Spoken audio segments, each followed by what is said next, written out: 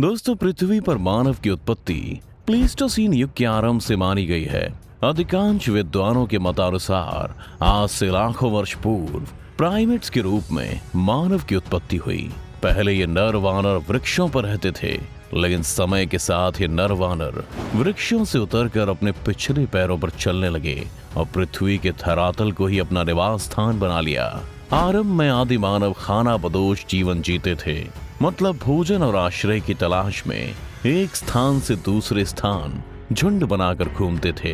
वे पेड़ों के फल और जानवरों का शिकार कर अपना भोजन प्राप्त करते थे।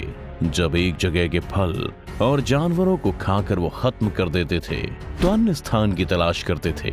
आदि मानव का जीवन शिकार और फलों के खाद्य संग्रह पर निर्भर था।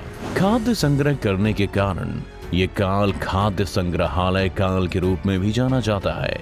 पानी के लिए आदि मानव नदियों, तालाबों और झरनों पर निर्भर थे। हिमालय की तराई की नदियों के किनारे, दक्कन के पठार के कुछ भागों में आदि मानवों के कई औजार भी प्राप्त हुए हैं, जिन्हें पुरातत्ववेत्ता अश्मोपकरण कहते हैं। आदि मानव शिकार किए हुए जानवरों की खाल या पेड़ की पत्तियों से बने हुए कपड़े पहनते थे और जंगलों में रहा करते थे, जहां इन्हें दो चीजों का भय रहता था, एक मौसम और दूसरा जंगली जानवर का। वे बादल के गरजने और बिजली के चमकने का कारण नहीं जानते थे, इसलिए इनसे भयभीत रहते थे। वहीं बाघ, चीता, शेर आदि खूंखार जानवरों की तुलना में मनुष्य कमजोर था, इसलिए इन सबसे बचने के लिए गुफाओं और पेड़ों में छिपकर ही अपनी रक्षा करते थे। आग की खोज। आग की खोज एक संयोग थी। दो चकमक पत्थर जब आपस में टकराए तो चिंगारी उत्पन्न हुई और पास के सूखे पत्तों पर जा गिरी, जिससे कि इन पत्तियों पर आग लग गई। आदि मानव इस आग का प्रयोग जंगली जानवरों से रक्षा के लिए करते थे। रात के समय जब सभी आदि मानव गुफा में इकट्ठे हो जाते थे तो वे गुफा के मुंह पर आग जला देते थे, जिससे कि कोई जंगली जानवर अंदर ना सके। इसके अलावा शीतकाल में गर्मी उत्पन्न करने, भोजन पकाने में भी आग का भरपूर प्रयोग होता था। सर्वप्रथम आग के प्रयोग का प्रमाण चीन के चाओजू कोजियन गुफा से प्राप्त हुआ था। औजार और हथियार।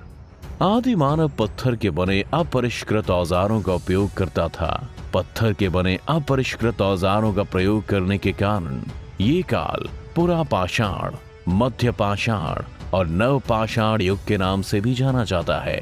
इनके हथियार भी चकमक पत्थर से ही बने होते थे, क्योंकि ये कठोर होता था और इसके चिप्पड़ आसानी से निकलते थे, इसीलिए इसे विभिन्न प्रकार के आकार आसानी से दिए जा सकते थे।